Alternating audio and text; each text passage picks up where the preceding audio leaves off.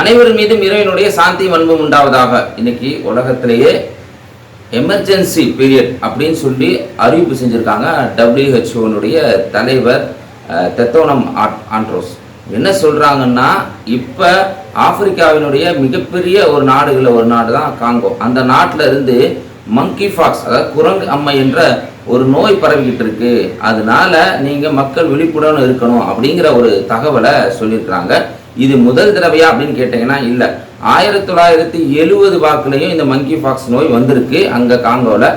அப்படி வந்திருக்கான காரணம் என்ன அப்படிங்கிறது தான் நம்ம இதில் தெரிஞ்சுக்க வேண்டிய முக்கியமான விஷயம். அது மட்டும் இல்லாமல் இதை நம்ம எப்படிங்க தடுக்கணும், இதுக்கான வழிவகைகள் என்ன அப்படிங்கிறதையும் மக்கள் புரிஞ்சுக்கணும். இதுக்கான வழிவகைகளை சொல்லாமல், தடுக்கிறதுக்கான வழிவகைகளை சொல்லாமல், சும்மா இது மட்டும் இது நீங்கள் தற்காத்துக்குங்க, அவங்கள பாதுகாத்துக்குங்க அப்படின்னு மட்டும் சொல்கிறது எந்த விதமான ஒரு பயனையும் ஒரு பிரயோஜனத்தையும் மக்களுக்கு தராது அப்படிங்கிறத எல்லாரும் புரிஞ்சுருப்பீங்க நம்ம நினைக்கிறோம். இப்போ பார்த்தீங்கன்னா இந்த மங்கி ஃபாக்ஸ் அப்படிங்கிற நோய் வர்றதுக்கு 2 விலங்கினங்கள் காரணமாக இருக்குது அப்படிங்கிறத ஆராய்ச்சியாளர்கள் சொல்கிறாங்க. ஒன்று என்னன்னு சொன்னால் ஆப்பிரிக்கன் ரோடன்ட் அப்படின்னு சொல்கிற ஒரு எலி வகையிலிருந்தும், இன்னொன்று மங்கியிலிருந்தும். அது எப்படியெல்லாம் வந்திருக்கலாம் அவங்க சொல்கிறாங்க. அதை வளர்க்குறனால வந்திருக்கலாம், இல்லை அதை கடிக்கிறனால அது கடிச்சனால வந்திருக்கலாம், இல்லை அதோடு தொடர்பு அதை சாப்பிட்டனால, இந்த மாதிரியான மூலமாக இந்த மங்கி ஃபாக்ஸ் நோய் வந்திருக்கலாம். இப்போ அதோடைய வேரியண்ட் 1970 வந்ததுக்கு அதான் காரணம். இப்போ அதோடைய வேரியண்ட் கிளேட் 1B அப்படின்னு மாறி இருக்கு.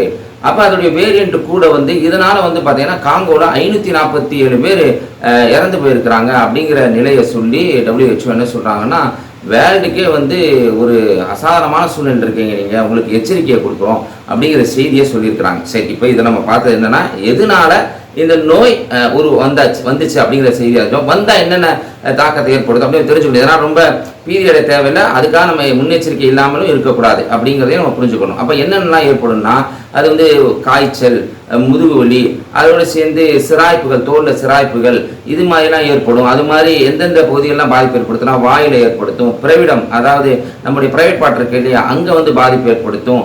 இது மாதிரி ஒரு கொப்பளம் போன்ற இந்த மாதிரியான ஒரு நிலைகள்லாம் வரும். இது எல்லாத்துக்கும் வந்துடாது, அது நம்ம பயப்பட தேவையில்லை.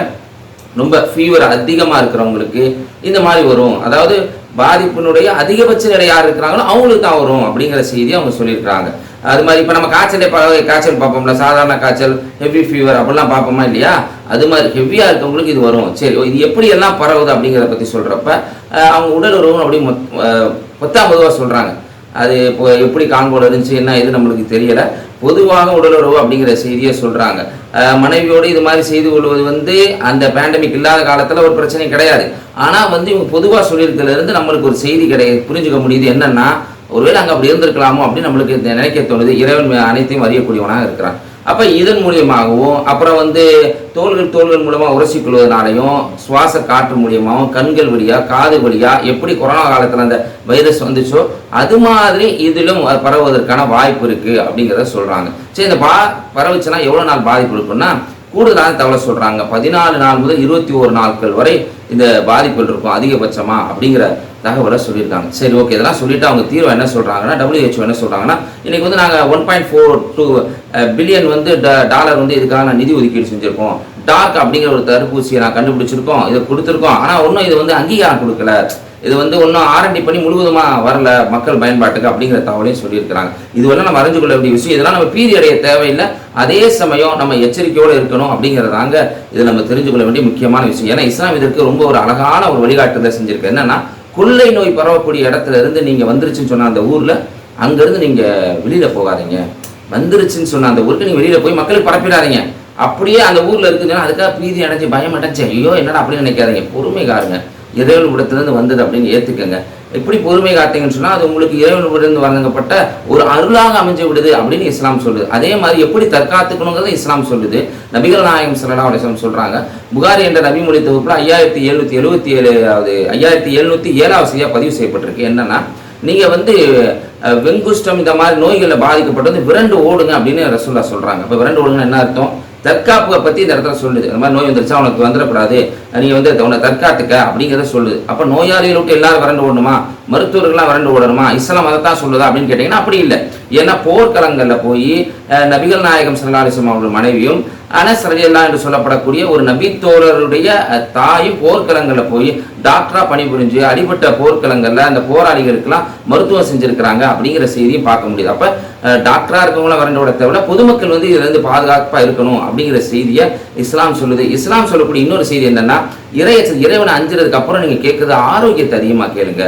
அது மாதிரி ஆரோக்கியமாக செய்ய, உங்களுடைய வாழ்க்கையில் ஆரோக்கியம் தேவை என்பதை நீங்கள் புரிஞ்சு இறைவனை பிரார்த்தனை செய்யுங்க அப்படிங்கிறத இஸ்லாம் சொல்லுது. சுருக்க சொல்வதாக இருந்தால், நோயை கண்டு பயந்து ஓடாத, அதே இடத்துல இரு, அதை நீ பொறுத்துக்கிட்டேன்னு சொன்னால் அது உனக்கு அருளாக போயிடும், மக்களுக்கு பரப்பிடாத அப்படிங்கிற செய்தி இஸ்லாம் சொல்லுது.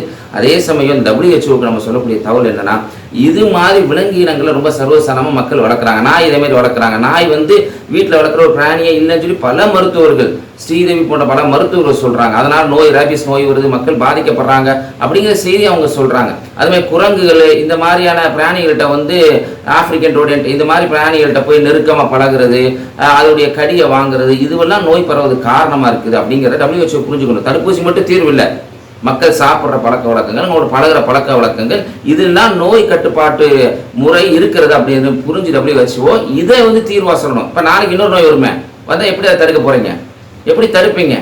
அப்போ ஒவ்வொன்றும் ஊசியை கண்டுபிடிக்கிறதா ஒரு தீர்வா? அப்படி இல்லை. மக்கள் பயன்படுத்துறது, அவங்க எப்படி வாழணும், எதை பயன்படுத்தணும், எதை சாப்பிடணும், எதை சாப்பிடக்கூடாது அப்படிங்கிற தகவலை மக்களுக்கு சொல்லணும் அப்படிங்கிறது தான் மக்களுடைய எதிர்பார்ப்பாக இருக்கிறது. இது போன்ற செய்திகளை அறிந்து கொள்வதற்காக மறுபக்கம் என்கிற சேனலை சப்ஸ்கிரைப் செய்யுங்க, லைக் செய்யுங்க, அறிவான நபருக்கு ஷேர் செய்யுங்க. அஸ்ஸலாமு அலைக்கும்.